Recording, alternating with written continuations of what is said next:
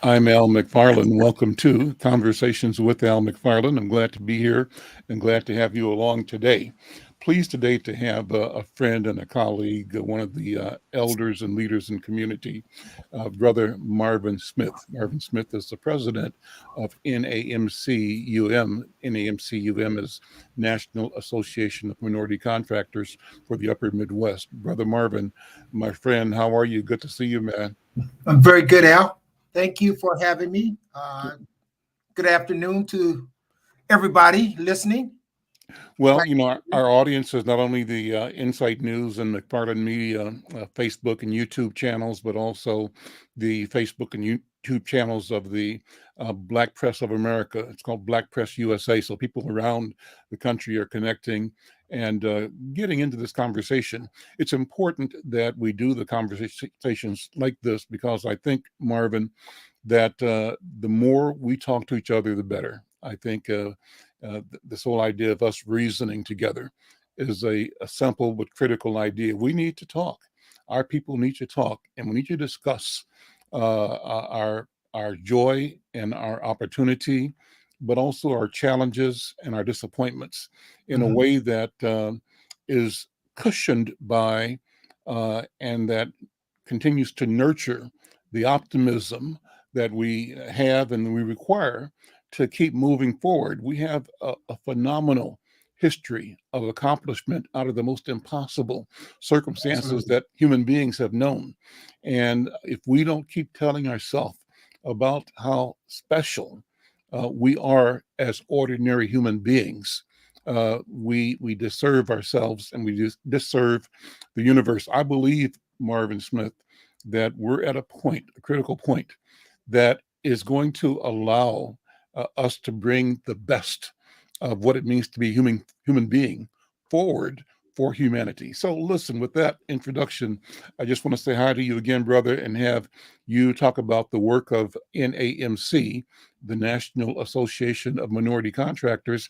And I want to say, if you're listening and want to comment, please put a comment in the chat. Let us know. In fact, let me know where you're listening from. I'm interested in knowing who's checking out the conversation. So sign in and say your name, say what town you're watching from. We appreciate and want to shout you out. Thank you. Marvin, go ahead. Oh, thanks, Al. I just kind of want to elaborate a little bit on what you said with your introduction. For those of you who don't know me, my name is Marvin Smith. I am president of Bogart Construction. We are a small minority-owned construction company. And I think even more significantly, I'm the president of National Association of Minority Contractors, Upper Midwest, as Al had mentioned. I'll talk about that a little later. But I just want to kind of give you a little background on me. I am a native Minnesotan. I was born and raised here at North Minneapolis. I lived, Plymouth area, Broadway area, projects, for a short time. So, I have stake here. I have history here. And, one of the things I wanted to mention, Al, was the fact that, growing up, in the 50s and 60s, and 70s, we had a village. You know what I mean? We had a village all the way from the Phyllis Wheatley to the Way, Hospitality House, Jerry Gamble's Club, Wells Settlement Services, you name it. And, I mention that to say that I'm a product of a community that had a village that had men and women, but men who understood what their roles were, understood the significance of their interactions with young men like me, and that it was a commitment and responsibility that they took pride in. And as a result, I owe, my success that I've realized over the years on those men. And, I've seen them on your show from time to time, and they're still, very prominent in the community. And one of the things that I think is, really lacking right now for our community, Al, is that lack of village. You know what I mean? I won't get into the history of how we got there, but the reality is that I'm here really because of those men. And until we realize the significance of what that village meant and means to people, and until we realize that that village must be recreated again, it's going to be extremely difficult to recapture the hearts and minds of these young people, because that village has been breached. That village has all but dissipated, and there just isn't that significant men, involved in the lives of our young men and women. And thus we see, the acting out, the antisocial behavior, the self-destructive behavior, not only to the individuals, but to the Black community at large. To that end, I'd like to also say that my role as president of the National Association allows me to some degree, Al, to have an effect, to create a component in this community that has the promise of creating pathways of success for these young men. I mean, we know that there's a lot of challenges that they have. We realize that there's a lot of things missing from these men's lives. But one of the things that I understand, one of the things that I've committed to, is to say, at the very least, let's put in front of you an opportunity to create a career. Because a lot of those things, challenges that our young people face, will kind of fall by the wayside. You know what I mean? What we're talking about is that emotional stuff of being despondent, being depressed, having anxiety about being financially unstable, Mhm.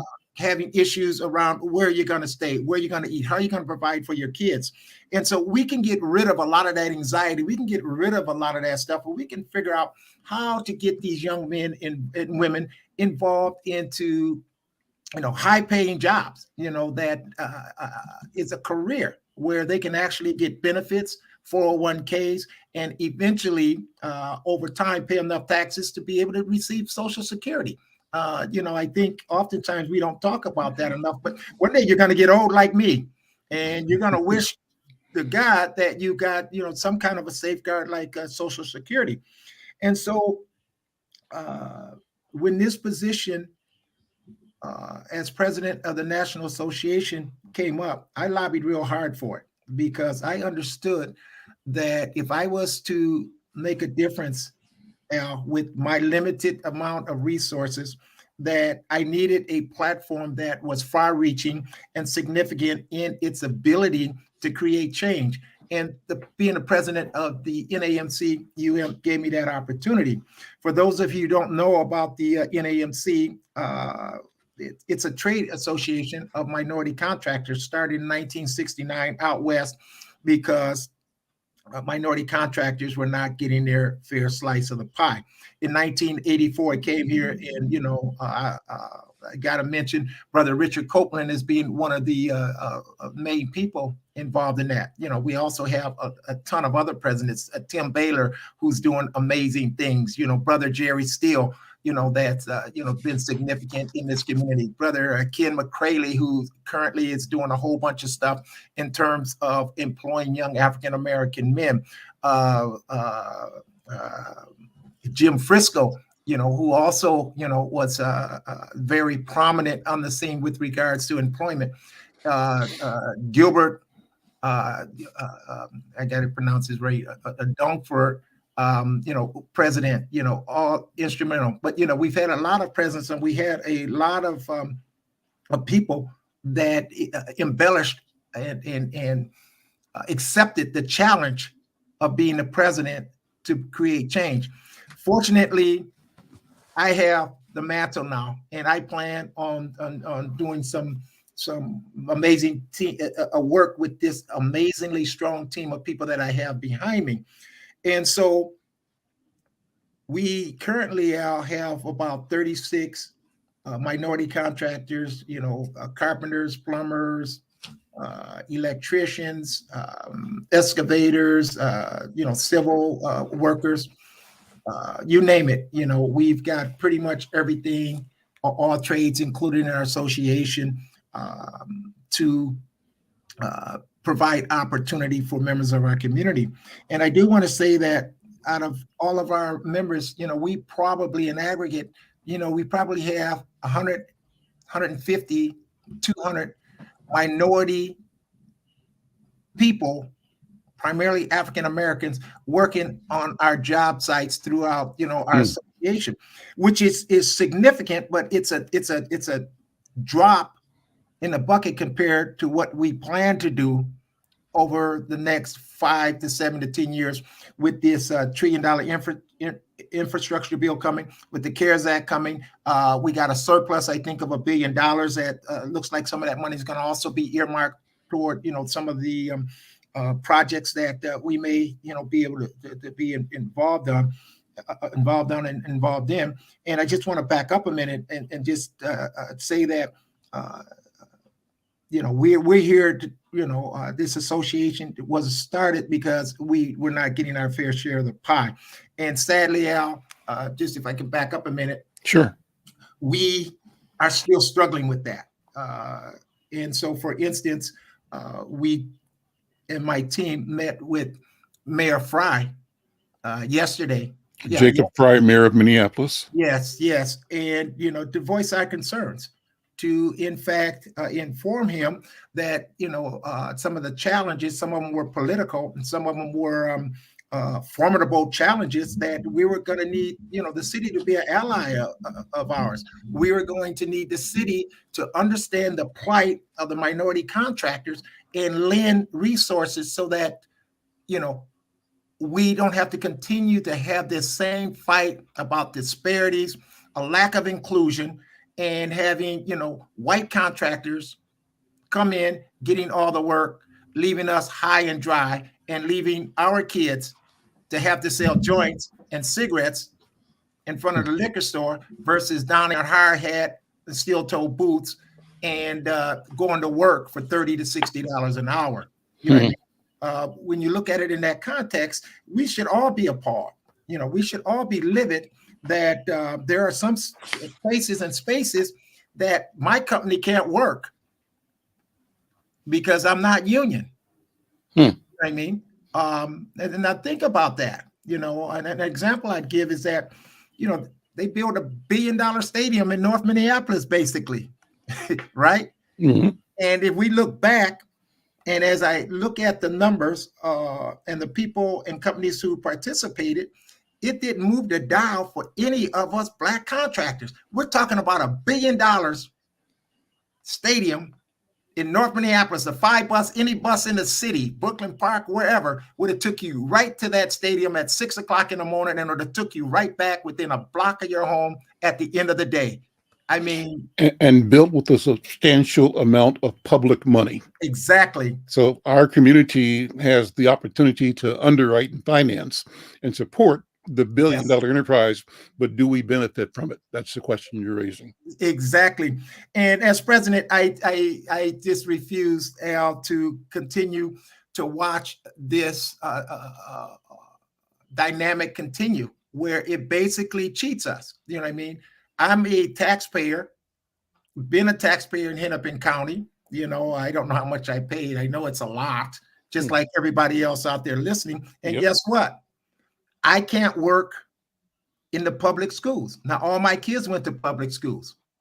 I can't take my company and do any work in the public schools because of the unions and their PLAs, right? That says you have to be a union shop to work there.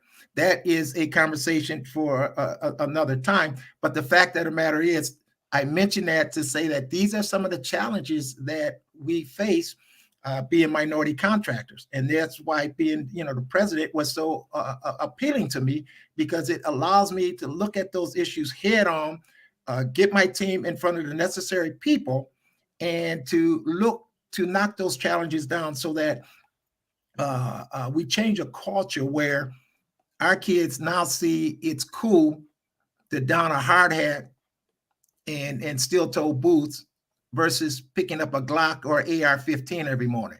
In other words, it becomes cool to go to work and make a living versus wake up and do immeasurable harm to not only yourself, but members of our community. And so with that in mind, I and my team, we're extremely passionate about our mission. We're extremely passionate about what the end result can and will be. And as people are listening to me, I ask you, hold me accountable. Hold me accountable. Um, and the other piece that I want to say is we need allies. We need the community to rally behind our efforts. And that's why being on this show is so important, because, you're giving us the platform to reach out to the community. You know what I mean? So, and let me look square in the eyes of members of this community. And let me say to you this: if you got kids that are not going to be going to college, don't want to go to college, not interested in college for whatever reason, that's fine. If you got a kid, nephew, a grandson, granddaughter that needs an opportunity to create a career, then construction may be that vehicle. When I hire people, and I've hired almost 300 people from our community in my 15 years of being in business, and they all had challenges. And for those of you who know me, know that what's the term they use now? A second chance. I'm a second chance business owner. I had problems, right? And members of our association, we have no problem with hiring those kids with problems. I got 4 people who are felons on my staff. And guess what? They come to work every day and they kick butt and they get the job done. I could care less what their history was. All I care about, are you going to perform up to my expectations for 8.5 hours, 8 hours a day? That's it. Show up on time, do your work, get along with everybody, go home. I have you a check at the end of the week. And so I want the community to know that we have this enormous opportunity for the people I just mentioned to figure out, to find a career in construction. But we're going to need people to rally behind us. We're going to need, when we go meet with the legislators and the people that are making and signing these bills and making these laws, I need to take 25 people from the community and just say that is detrimental to our youth. That closes the door on our youth. That creates an unnecessary challenge or barrier for our youth to gain access into the field of construction. You know what I mean? We have to be very intentional in that, and we have to lean into the ideal that if we are to save our community, if we are to remove our kids from a culture of failure and introduce them to a culture of success, it's going to require every member of this community to roll up his or her sleeve and become involved. I'll do, and my team will do most of the heavy lifting, but we need you, members of this community, to be behind us, to be a voice for us, to be supportive of us, and to lend any kind of resources that you can in our efforts to make our efforts successful, because it changes the community. I mean, we all know our kids aren't bad. We all know that, what we're seeing is a lack of opportunity. What we're seeing that's acting out behavior, a direct result of poverty, a hopelessness. Well, what we're suggesting is we're going to provide that hope. We're going to provide that pathway to success. We're going to create a culture of success and remove that culture of failure from the everyday lives of these kids. And again, we need your help. With it or without it, we're going to get it done. We're going to get it done. And like I said, you hold me accountable. I've came through the best leadership Minneapolis had to offer. I know the stories of when Reverend McAfee and Spike Moss were knee deep in mud and told the bulldozers, the cats driving the bulldozers up on Broadway, this work stops until we get jobs here. That's take a minute and tell that story. I think it's worth repeating that things don't progress because somebody decided to be nice or because they decided to be fair. they progress. Change takes place. It happens when we stand up and Absolutely. we draw the line.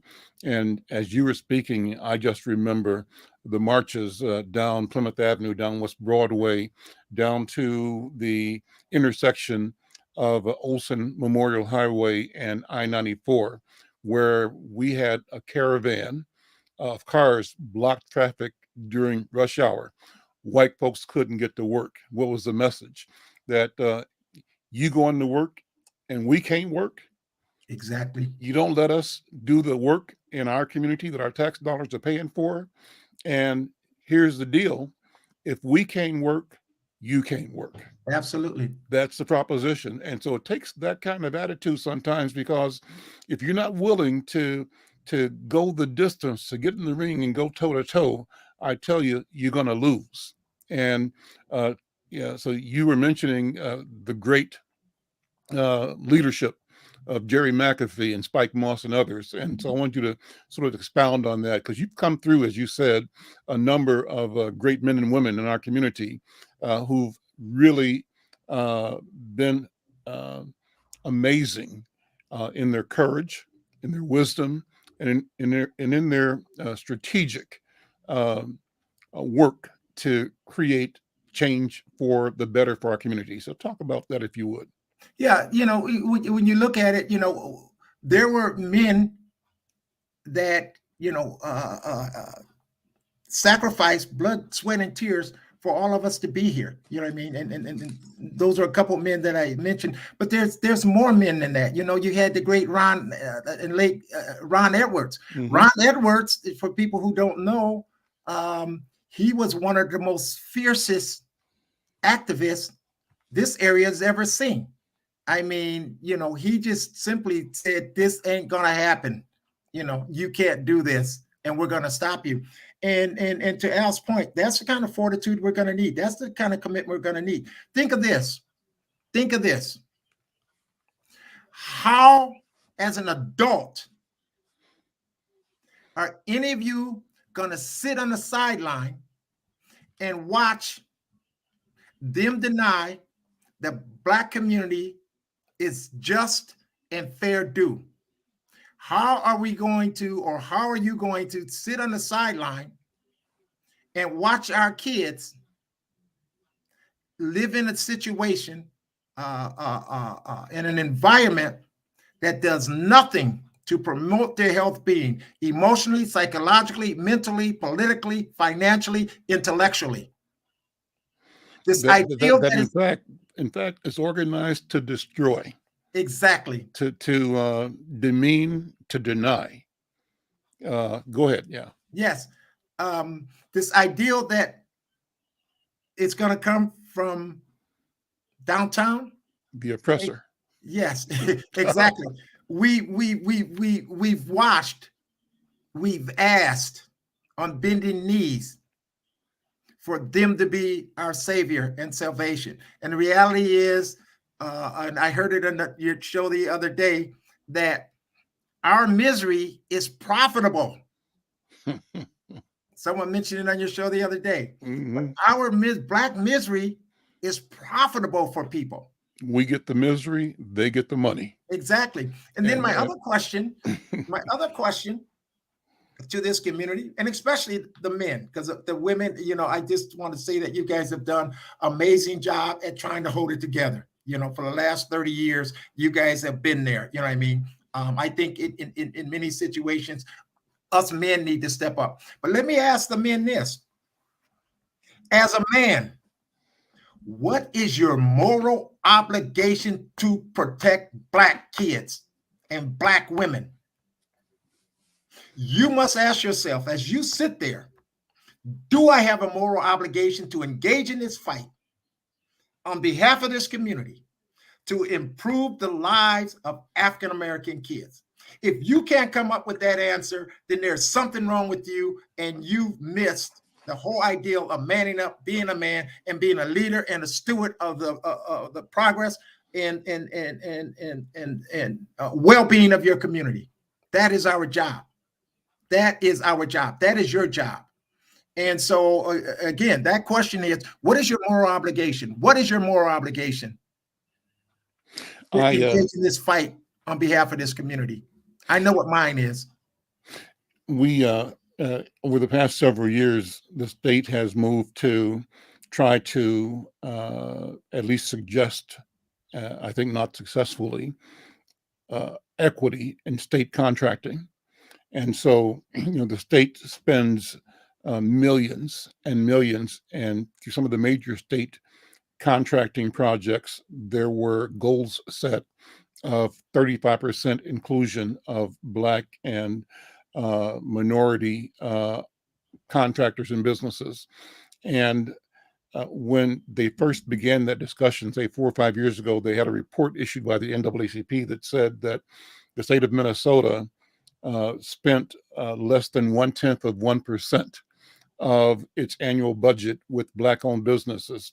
I think the number they said for the first year was like 100,000 or 200,000, maybe it was a million, but it was woefully inadequate for an enterprise that is a $2 billion plus enterprise. That's what the state, and that might not be the exact number, Marvin, but I'm suggesting 2 billion is a significant number of what it costs to run the state. And that money 5 billion. is It was 5 billion. when you took in the aggregate all the Yeah, different entities: Hennepin County, MnDOT, right. Med Council, Yeah. the FAA, the St. Paul Park. Excuse me. The School districts, Minneapolis maybe. Park and Recreation. Hmm. But there were 7 entities that, in aggregate, spend was about $5 billion, and I think, if I'm reciting the correct data, it was less than 1/2 of 1% Yeah. that African Americans received. And in any event, it's kind of like somebody gets $100 bill and your share is a nickel. Mm. Inadequate, inappropriate. And the point is that it's your work, your labor that creates the $100 bill. So the Yeah, question is, where is the equity? Where is the parity? And how do we ensure that we get our fair share? And we cannot expect someone's good nature to surrender the advantage they have out of a sense of fairness. It's a question of what we organize to demand and exact as part of the negotiation. We have an obligation and a duty. You call it what is our moral duty? We have an obligation and a duty to be to see ourselves as and to act as the co-authors of creation. We have to be part of the writing of tomorrow. The script for tomorrow and beyond has to come through our history, our culture, our interest, our genius, our capabilities. It has to reflect and grow all of the same. And so this discussion, Marvin, is important for that reason as well, that we absolutely. simply need to begin to change the vocabulary in our community, change the narrative in our community, change the expectation, the language we use in describing who we are and what we do, and the leadership and the cooperation, the collaboration, the community building, the economic process. This language has to be a language that shows us operating with a sense of both integrity and power, clarity, and fulfillment as individuals, as families, and as communities, and ultimately, as I said, as co authors of the common good for the community, for the nation, for the planet. That's what I think. What do you think? Oh, absolutely. I agree 100%. It's our narrative that we must rewrite. It's our value system that we must instill in the culture of America. You know what I mean? Nobody's going to do that for us. Nobody's going to do that for us. And to Al's point, we need to insert ourselves into this bigger picture, into this conversation. We need to lend our voice to this ideal that America works when America works, and that no longer are we going to allow ourselves to be cheated. You know what I mean? I mean, if we look all the way through history, and I'm kind of get off the subject a little bit, but if we look at the history of Black folks, we have systematically for 400 years been denied economic parity. You know what I mean? I was reading the other day about, other cultures that came here, and people want to have that conversation around why do these other cultures come here and seem to do okay and we don't. Well, number one, we know it's not true, but it's still that narrative, right? And the simple answer and the complex answer is that, and Al alluded to it earlier, there's nobody in the history of humanity that have faced a more formidable system of oppression and still rose with the resiliency of God's to not only look it in the eye, but to thrive and overcome it. Unfortunately, there's still a lot of work to do because everybody in our community doesn't get that message. Everybody in our community doesn't believe that they came from king and queens. Everybody in our community don't know that before we got here, if you were back home, you had a job to do. You couldn't sit on the sideline and smoke crack or drink whatever. You were a hunter, a gatherer, a warrior. You were an elder. You were one of our tradition people. You were a costume maker. You were a husband. You were a father. You were a leader. You were an architect. You were a mathematician. You were the medicine man. You carried our traditions. You had a job, and thus those civilizations and those communities thrived. And we need to remind people that this is who we are. Nobody could have faced the might and the power of this system and still rose to meet the challenge like African American people. And again, we're just getting started. I think now, we can look at the unification of our community and moving it forward. I mean, we also got to look at, we need our own political base. We need our own political party. Democracy, the Democrats, the blue don't work for us. We've had 50, 75 years of their policy. That don't work for us. Everyone's always talked about how great the Clintons were. Be reminded, the Clintons destroyed more Black families than any president in modern history. And the red, we know that they're the Klan. So, it's time for us to, look at our own party. There's enough of us. So we have a lot of work to do, Al. Marvin, I often ask my guests to tell their personal story. You've shared a little of yours, but tell a little bit more to the degree you want to. I often ask our people, if they've done the DNA, for example. Do you know, you made reference to being home, and you didn't say it, but when I heard you say it, I'm thinking that I present myself as an African. I am an African in the New World. I'm an African man. I am of Africa, and I'm in the United States, and have history in the Caribbean, so I think it's important to focus on the fact that we must and can connect with each other in the Caribbean, in South America, in Africa, in Europe, wherever we are. I think that one of the pathways to our global success will be the ability that technology affords us to work with each other on small things and big things. I just got some artwork I ordered from a guy in Jamaica who I interviewed on this show. And the fact that I got it is not important. What's important is that he and I did some business together. And so, you might be doing business with somebody in Ghana or South Africa or in Brazil or in Colombia or in Natchez, Jackson, Mississippi, Baltimore. But what we are and can do, what we are doing, is figuring out how we can deal directly, economically, with each other in ways that we haven't been in the past. Too often, we had to relate to each other through somebody else's eyes. Exactly. What do you mean? Um, I um, I've said this as a criticism that you and I are both in North. I'm in North Minneapolis now, where you grew up.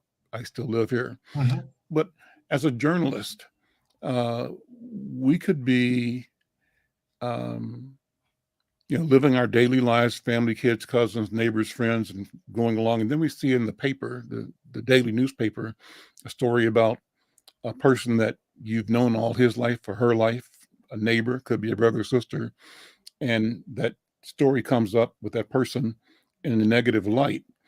We are so acclimated and conditioned to believe what the mainstream media says about the Absolutely. world, even what we know for sure, we Mhm. discard and accept hook, line, and sinker that since the white paper said it, it must be true.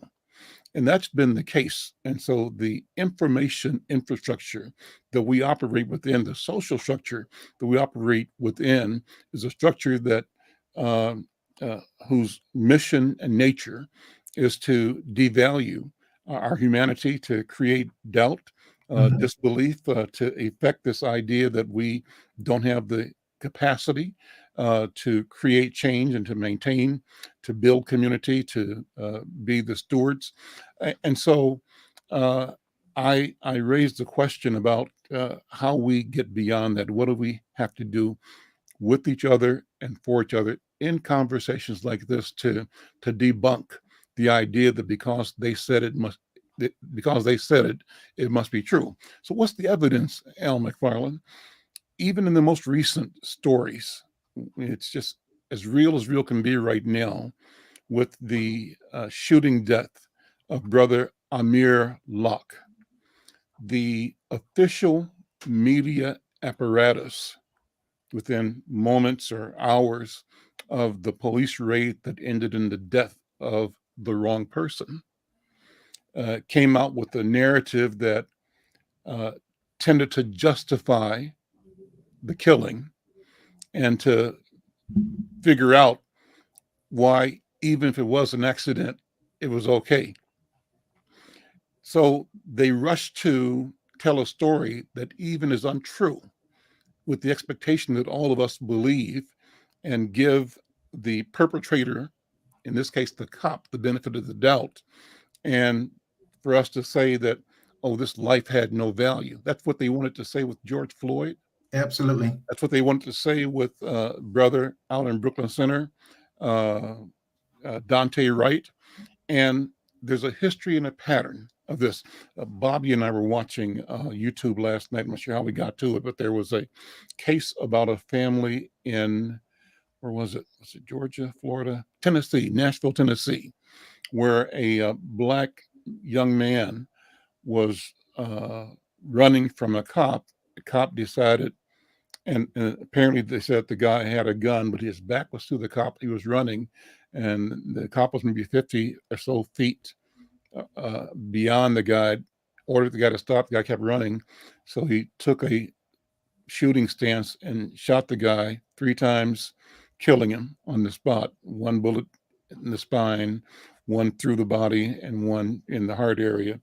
And 3 years before the cop went to trial for it, he was on paid leave all the time. When he finally went to court, and he had a black judge in the courtroom, the prosecutor and the defense attorneys had arrived at a plea deal where the young rookie cop agreed to take a 3 year sentence, 3 years, for the murder of a black man, and to apologize in court and to say that he thought there was a blessing in this, that maybe the law enforcement apparatus.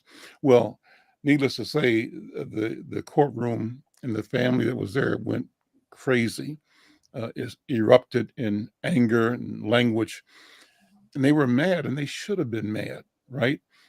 Even though the anger they had didn't result in the change of the deal because the judge let the deal stand.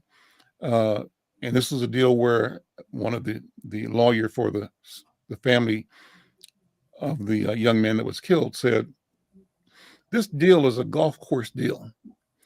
Yeah. The defendant's lawyer is a former prosecutor. The prosecutor is here, the county attorney is here, but he's accepting, probably over their golf course outings, a deal that you think is going to be okay for this family and okay that represents justice, but it does not." And when I looked at it, and there were other reports that showed how in this same market, there's been a history of white cops killing black people and getting something like a $10 fine, Hmm. a $10 fine for taking a life wrongly of a black person.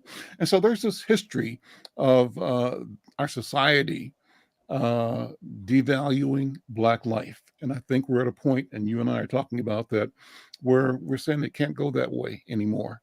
Yeah, Hmm. we can't accept it. We don't accept it.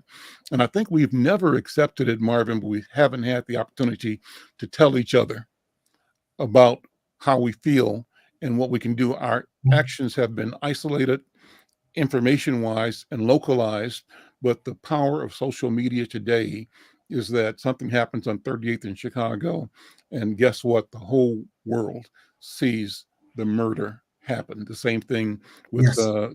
Georgia, right? The same thing now. And I think, the ability to communicate, to connect, these are crisis communications and crisis connections. But what's really as important and more is that we have the ability to use these same modalities to connect around positive energy and about positive interactions, positive collaborations between us so that we can build, again, co-author, create a future in which we win. I'm going on, but jump in, brother. Oh, I agree 100%.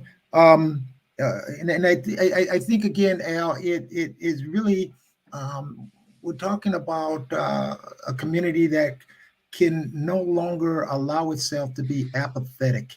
You know what I mean? I'd say apathy is the leading cause of death in the Black community. Hmm.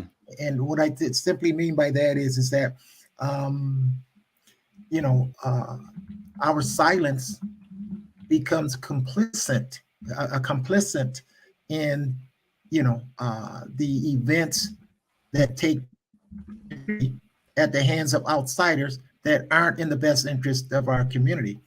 To your point, we rarely raise a hand to those things that are injustices, if you will.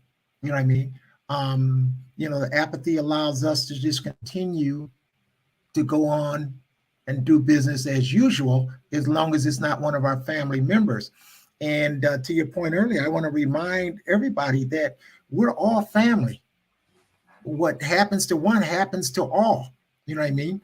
And so this ideal that you can remove yourself from the malaise and issues plaguing this community, it's one of the most detrimental things you can do. I mean, it doesn't feel like that because you go to work every day and you put food on your table, but to abscond, ignore, and not engage your community in a meaningful way is a tragedy. And we need to start talking about that. You know what I mean? It's a tragedy that you allow Black kids to live in a society, to live in a system, to live in a neighborhood, to live in a community that is not conducive to success, that is not conducive to peace, that is not conducive to well-being, is an atrocious tragedy. That Let's go down that path. I had a conversation just a few minutes ago before I came on with our friend Dr. Peter Hayden. Dr. oh, my Hayden man, is yeah, the leader of Turning Point. And we're talking about this whole thing. Turning Point, by the way, is a world class, world renowned chemical dependency uh, uh, healing resource, a way that our community uses culture, cultural knowledge, cultural ways of knowing to support uh, Black individuals return to their natural state of sobriety and healthful living. So he and I were talking about, you know, we obviously see the headlines associated with the Tamir Rice and George Floyd and Breonna Taylor and Dante Wright, and now young brother brother Muir Locke. But every time we see another young Black person killed at the hands of law enforcement, there are 5, 6, Yes. 9 of our people killed by our people. So the question is, how do we do that? And you've described the condition, Marvin Smith, that allows and nurtures and, in a sense, creates that fomenting of dis-ease, of dysfunction, and of uh, we use the word malaise within our family, our community, and our children, where our children are killing each other and us. How do we address that? And I said to him, we can't fall into saying that because our children are killing each other, we shouldn't complain or challenge the state killing us, that we have to object to bad acting within our families, within our community, within our culture, within our children, uh, doing damage to our children and to each other. And we have to, at the same time, insist that the so called criminal justice system be just and operate in a way that is equitable and fair. And so, I say that we don't want to ever be where, since our people are killing our people, we don't have a right to talk about white people killing us. We talk about everything, I think. What do you think, Absolutely. Marvin? Well, I'm glad you asked that question. Just like everybody else, I sit here and every day now, we hear about loss of life over here, over there, members of our community, and in my frustration, for the last 2 or 3 years, I would kind of post up at the end of the year a business plan or a model that I would present to the community that will address those very things you talked about. I just recently reposted it. So for the listening audience, uh, become a friend of mine, Marvin Smith, on Facebook. And that post is right up there. But what I did, Al, was because I personally wasn't seeing an initiative on our leadership to really address the violence and the stuff that we see, but not just the violence, but the kids dropping out of high school, a lack of home ownership, just the whole deal.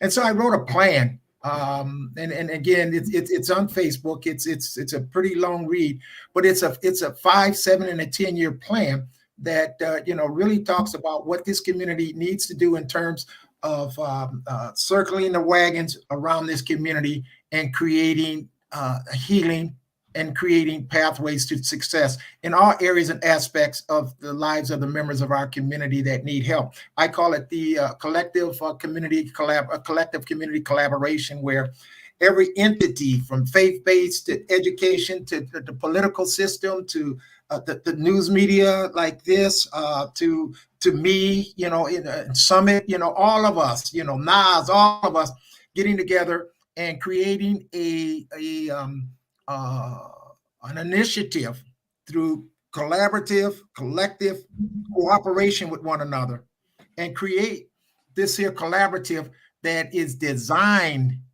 to address every issue that any member of our community faces at any given time, all the way from needing to go to see Dr. Hayden over at Turning Point because of their chemical abuse issues, to going up to North Point and getting a cavity fixed, or Mm-hmm. or getting prenatal care, to come into Summit to get job training, and come into Bogart and NAMC and getting work.